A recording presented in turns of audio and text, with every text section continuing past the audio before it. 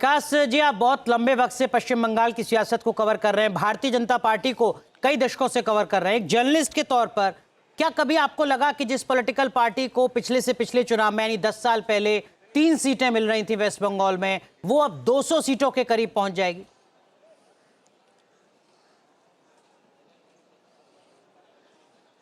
जी, इस बार जो लोग यहाँ था, जो मेरा अपना अनुभव है कि परिवर्तन की बात जरूर कर रहे थे। इस भवानीपुर में मैं भी खड़ा हूँ, यहाँ भी परिवर्तन की बात लोग कर रहे थे। तो इतना एहसास हो गया था कि इस बार की जो राजनीति है वो सहज नहीं है, ममता बनर्जी के लिए खुला मैदान नहीं है।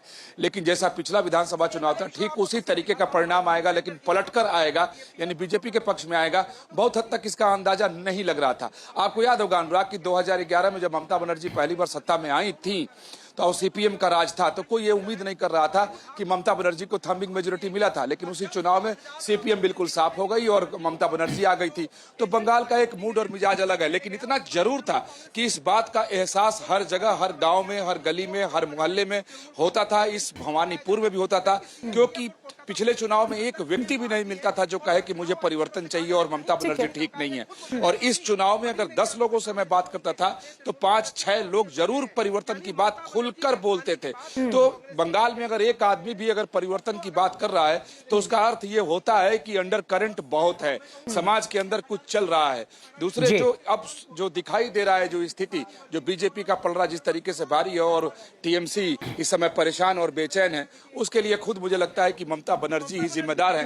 क्योंकि जिस तरीके की नीति पर ममता बनर्जी चल रही थी, उसमें से एक नीति है तुष्टीकरण की। उस तुष्टीकरण की नीति से यहाँ के लोग ऊब गए थे। मैं एक उदाहरण आपको दे दूं कि यहाँ से 150 किलोमीटर दूर नादिया जिले में एक कटलबेरिया गांव है, जिसमें 27 लव जिहाद के मामले हुए, 6 लड़कियों का किडनैपिंग हुआ और पिछले 4 साल में उसकी एफआईआर दर्ज नहीं हुई। और आज जैसे ही स्थिति बदली है राजनीतिक, तो आज ही पुलिस एफआईआर दर्ज कर रही है, जबकि अभी सरकार बीजेपी की नहीं आई है। ममता बनर्जी ने अपनी राजनीति नहीं बदली तो जनता ने उन्हें बदल दिया। बावजूद पुलिस का रुख बदल गया। विकास जी लौटेंगे, लेकिन हमारे साथ वरिष्ठ पत्रकार संजीव श्रीवास्तव जी भी इस वक्त जुड़ चुके हैं। संजीव श्रीवास्तव जी, यूं तो 5 राज्यों की बात करूं, लेकिन बंगाल की स्पेशली इसलिए क्योंकि वहां पर जो हुआ ऐतिहासिक हुआ। और आप ये कहिए कि ये सिर्फ एक चुनावी जीत नहीं, बल्कि बहुत ही सुनियोजित और बेहद बारीकी से तैयार की गई जो स्ट्रैटेजी है, जो अभियान है, वो दिखाता है।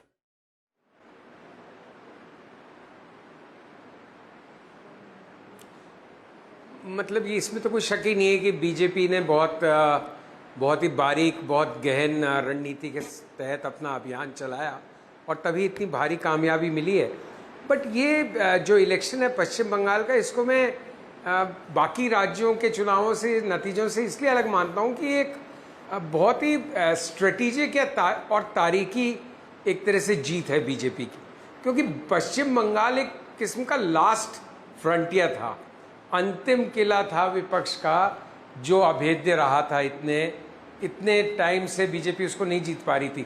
1950 में जनसंघ की स्थापना हुई थी, श्यामा प्रसाद मुखर्जी पश्चिम बंगाल से थे, वो तो तारीख की बात हो गई। लेकिन जैसा अभी आपके संवाददाता बता रहे थे कि 2000 वापिस से 2 चुनाव पहले 3 सीट से लेके फिर किस तरह से बीजेपी ने ये लंबी छलांग लगाई है। और वो कह रहे थे कि उनको एहसास नहीं हो, वो तो यहाँ रहते, उनको शायद इतने व्यापक या एक तरफा जीत होगी इसका एहसास नहीं होगा। लेकिन हम भी 1 हफ्ते घूमे थे बंगाल में, और मुझे ये कहने में कतई कोई परहेज नहीं है कि मैं भी इसको नहीं समझ पाया था। और मुझे लग रहा था कि ये तमाम विरोधाभासों और परिवर्तन और चेंज और एंटी इनकम्बेंसी और ममता और उनकी सरकार की अलोकप्रियता के बावजूद कहीं ना कहीं टीएमसी बढ़त ले लेगी। क्योंकि ऐसा लग रहा था 10% का जो वोट गैप था पिछले चुनाव में टीएमसी और बीजेपी के बीच में, उसको कैसे बीजेपी एक चुनाव में पाट लेगी। बट उन्होंने करके दिखाया है। अब उसके करके दिखाने के कारण कोई इस तरह के बता सकता है कि भाई खिसियानी बिल्ली खंबा नोचे की तर्ज पे। अब वो कितना मत प्रतिशत का अल्टीमेटली फर्क रहता है। एसआईआर में कुल 3-1% वोट कटे, उससे ज़्यादा नहीं। तो अगर प्रतिशत हार जीत का उससे ज़्यादा है तो एसआईआर उतना बड़ा फैक्टर नहीं रहेगा। एक डेफिनेट एंटी इनकम्बेंसी थी, ममता से नाराज़गी थी, जैसे आपके कॉरेस्पॉन्डेंट ने बताया, परिवर्तन की बात थी। और एक जो मुस्लिम 27-28-30% का जो भी मत है वहाँ पे, जिसकी बिना जो फाउंडेशन और बुनियाद थी ममता बनर्जी की जीत की, न सिर्फ उसमें सेंध लगी थोड़ी बहुत, कुछ वोट कितनी संख्या मालूम नहीं बीजेपी को पड़े, जी। लेकिन जो दूसरे छोटे छोटे दल हुमायूं कबीर का, ISF, इन्होंने लिए। लेकिन हिंदू मोबिलाइजेशन भी, जो रिवर्स मोबिलाइजेशन है, वो भी काफी हुआ, क्योंकि लोगों के मन में एक, खासकर जिस तरह से बांग्लादेश में हुआ संजीव सर माफ कीजिए, आपको रोक रहा हूं सर, लौटूंगा आपके पास। एक जरा बड़ी खबर आ रही है भवानीपुर से। ममता बनर्जी का जो पोलिंग बूथ है वहां से, काउंटिंग सेंटर से भवानीपुर के आ रही है, वहां पर हाई वोल्टेज ड्रामा इस वक्त देखने को मिल रहा है, क्योंकि जो शुभेंदु अधिकारी हैं वो भी वहां पर मौजूद हैं, ममता बनर्जी वहां पर मौजूद हैं, और जो जानकारी मिल रही है उसके मुताबिक अभिषेक बनर्जी भी भवानीपुर काउंटिंग सेंटर पहुंच चुके हैं। ममता बनर्जी के काउंटिंग एजेंट ने मारपीट का आरोप लगाया है भारतीय जनता पार्टी पर। तो जो तनाव है वो लगातार अभी भी जारी है। ममता बनर्जी लगातार अपने कार्यकर्ताओं से, पोलिंग एजेंट से अपील कर रही हैं, उनको निर्देश दे रही हैं कि कोई भी काउंटिंग सेंटर को ना छोड़कर जाए। हमारे सहयोगी विकास चंद्रा हमारे साथ जुड़े हुए हैं। विकास जी, क्या ये तनाव अभी भी बना हुआ है या अब खत्म हो चुका है?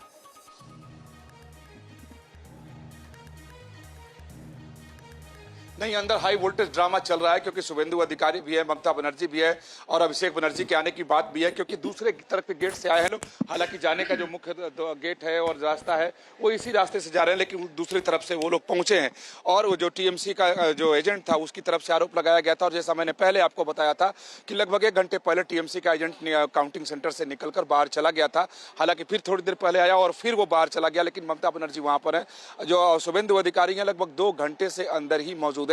तो कह सकते हैं कि अंदर हाई वोल्टेज ड्रामा चल रहा है, तनातनी चल रही है। उसके यहाँ पहुंचने के पहले ममता बनर्जी ने अपने सभी एजेंटों से अपील किया था कि बिल्कुल काउंटिंग सेंटर पर वो लोग डटे रहें, बाहर न जाएं। अपने कार्यकर्ताओं को भी उन्होंने कहा कि वो लोग भी डटे रहें। अगर इस भवानीपुर की बात की जाए, विधानसभा और काउंटिंग सेंटर की, तो यहाँ से लगभग 200 मीटर की दूरी पर बीजेपी के कार्यकर्ताओं का जमावड़ा लगा हुआ है, और वो लोग सुबह से ही जय श्री राम के नारे लगा रहे हैं, पटाखे भी फोड़ रहे हैं, गुलाल भी उड़ा रहे हैं। हालांकि यहाँ जो मार्जिन है अभी भी ममता बनर्जी 7,000 वोटों से आगे हैं। अब अगले राउंड में क्या होता है उसकी घोषणा की जाएगी।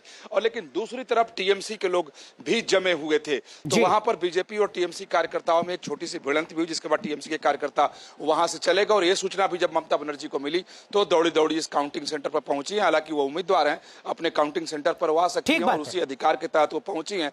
लेकिन आप जानते ही हैं कि जब ममता बनर्जी पहुंचती हैं तो हाई वोल्टेज पॉलिटिकल ड्रामा हो ही जाता है। बिल्कुल, वो स्वाभाविक है, और उसी तरीके की राजनीति के लिए वो जानी भी जाती हैं। और हिमानी, संजीव श्रीवास्तव सर हमारे साथ जुड़े हुए हैं, सीनियर जर्नलिस्ट, और बहुत कम ऐसे सीनियर जर्नलिस्ट होते हैं जो हर चुनाव में कोशिश करते हैं अलग अलग क्षेत्रों में जाकर स्थितियों को समझने की। संजीव सर उनमें से एक हैं। जैसा वो बता रहे थे कि वो भी एक हफ्ते वेस्ट बंगाल में होकर आए हैं, और इस बीच एक बड़ी खबर आपको बता रहे हैं, बीजेपी 199 सीटों पर आगे चल रही है। और इस बीच उत्तर प्रदेश के मुख्यमंत्री योगी आदित्यनाथ ने बधाई दी है भारतीय जनता पार्टी को, ये कहते हुए कि CM योगी का बयान आया है कि पश्चिम बंगाल में पहली बार कमल खिला है। 2027 में उत्तर प्रदेश वो राज्य है जहां पर विधानसभा का चुनाव होना है, देश का सबसे बड़ा राज्य जहां पर अगले ही साल विधानसभा का चुनाव। और क्या कुछ कहा योगी आदित्यनाथ ने, सुनिए जरा।